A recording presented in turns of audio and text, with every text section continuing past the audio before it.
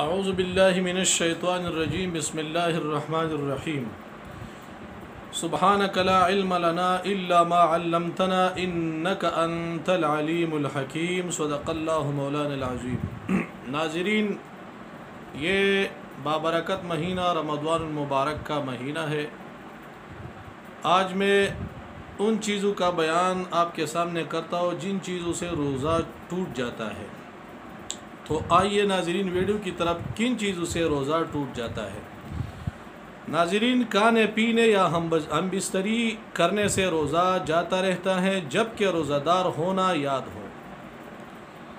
Number 2، حقہ، سگار، cigarette, چرٹ وغیرہ پینے سے بھی روزہ جاتا رہتا ہے اگرچہ اپنے خیال میں حلق تک دھواں نہ پہنچتا ہو۔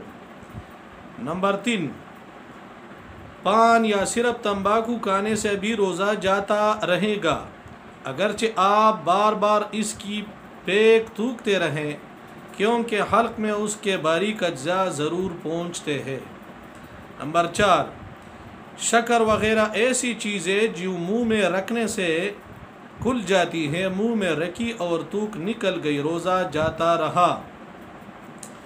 نمبر 5، دانتوں کے درمیان کوئی چیز چنے کے برابر یا زیادہ تھی، اسے کھا گئی یا کم ہی تھی مگر منہ سے نکال کر پھر کھا لی تو روزہ ٹوٹ گیا۔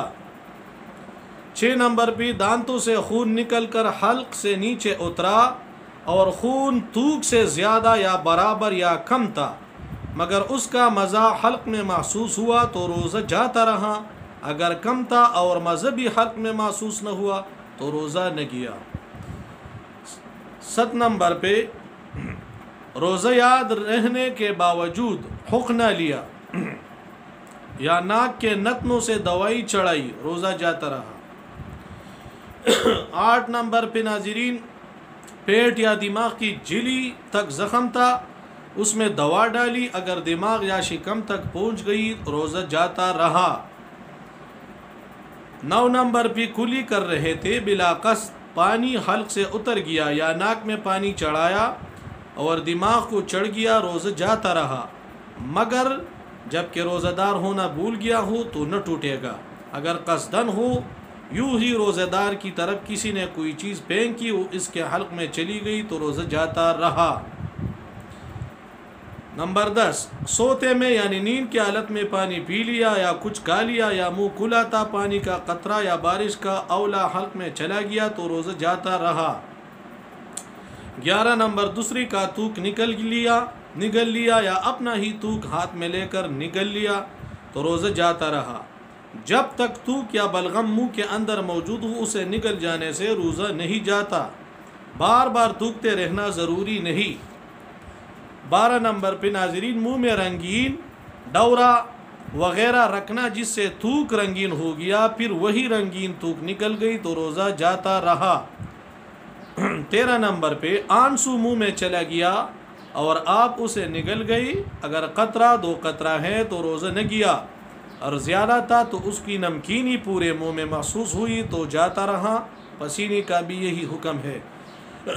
نمبر 14، فضلے کا مقام باہر نکل آیا تو حکم یہ ہے کہ خوب اچھی طرح کسی کپڑے وغیرہ سے پونچھ کر اٹھے تاکہ تری باقی نہ رہے، اگر کچھ پانی اس پر باقی تھا اور کڑے ہو گئی جس کی وجہ سے پانی اندر چلا گیا تو روزہ فاسد ہو گیا۔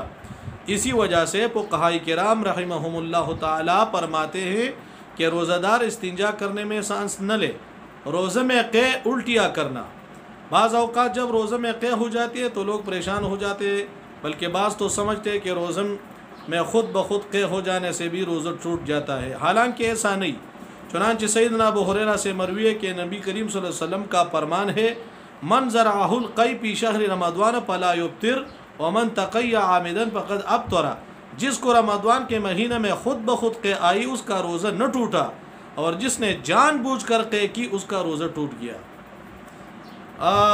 قے کے بارے میں چند ارشادات آپ کے سامنے پیش کرتا ہوں۔ روزے میں خود بخود کتنی ہی قے الٹی آئی، خواہ بالٹی ہی کیوں نہ ہو، بل جائے تو اس سے روزہ نہیں ٹوٹتا۔ نمبر 2، اگر روزہ یاد ہونے کے باوجود قصدن جان بوجھ کر قے کی اور اگر وہ منہ بر ہے، منہ بر کی تعریف یہ ہے کہ وہ مشکل سے کنٹرول نہ ہو سکا، تو اب روزہ ٹوٹ جائے گا۔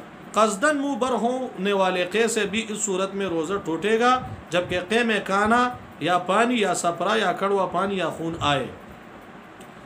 اگر قے میں صرف بلغم نکلا تو روزہ نہیں ٹوٹے گا۔ قصداً قے کی مگر تھوڑی سی آئی، منہ بر نہ آئی تو اب بھی روزہ نہ ٹوٹا۔ منہ بر سے کم قے ہوئی اور منہ ہی سے دوبارہ لوٹ گئی یا خود ہی لوٹا دی، اس صورت میں بھی روزہ نہیں ٹوٹے گا۔